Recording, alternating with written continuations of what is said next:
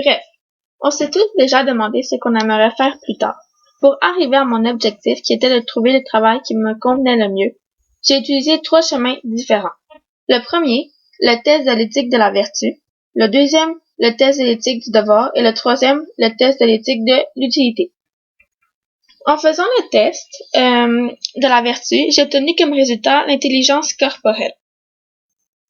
Parmi les métiers qu'il proposait pour cette catégorie, j'ai choisi inventeur, parce qu'ils créent et inventent à partir de leurs pensées et leur imagination, et ils partent de rien pour former quelque chose de formidable. Cam, savais-tu que selon la théorie de Gardner, il n'y a pas seulement l'intelligence évaluée par l'école qui compte.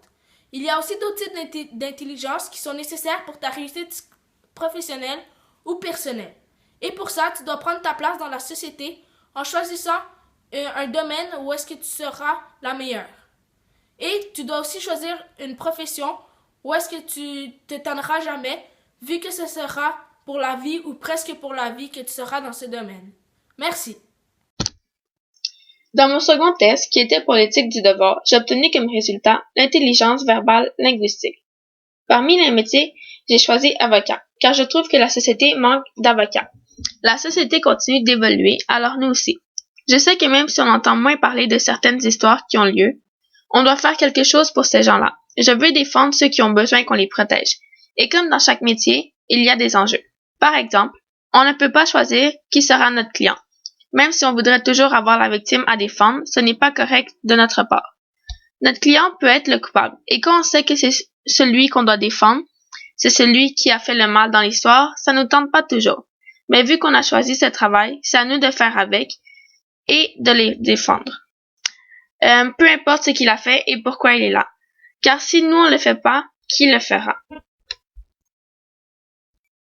Comme vous pouvez voir ici, l'intervention d'un avocat augmente les chances de remporter la cause en plaidoyer. J'ai obtenu comme résultat l'intelligence visuelle spatiale.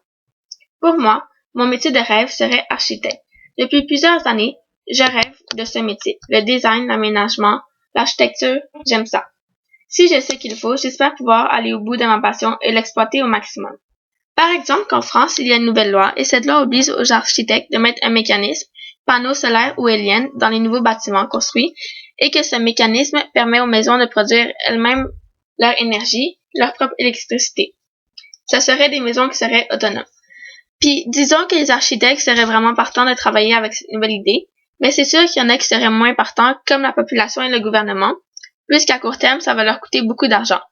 Mais on peut aussi considérer qu'à long terme, ça va sûrement finir par devenir plus rentable et ça sera meilleur pour notre environnement. L'énergie solaire coûte cher au coût de départ, mais c'est mieux pour notre environnement. Donc, mieux pour notre santé, et comme on dit souvent, la santé n'a pas de prix. Alors je pense qu'on peut faire des compromis pour vivre dans un monde meilleur, même si ça ne fait pas le bonheur de tout le monde. Malgré tout, il risque d'y avoir des conséquences parce que si les maisons deviennent autonomes, Hydro-Québec fera faillite à long terme. Et cette compagnie rapportait beaucoup d'argent au gouvernement, alors le gouvernement perdra de l'argent et on enlèvera des métiers en fermant la compagnie. Mais pour l'environnement, ça sera mieux puisqu'il y aura moins de pollution, on sera plus vert. Comme on peut voir dans le tableau, le bonheur au plus grand nombre sera mieux si on installe dans les nouvelles maisons le mécanisme permettant de produire elles-mêmes leur électricité à long terme. Bref, je peux être inventeur, avocat et architecte.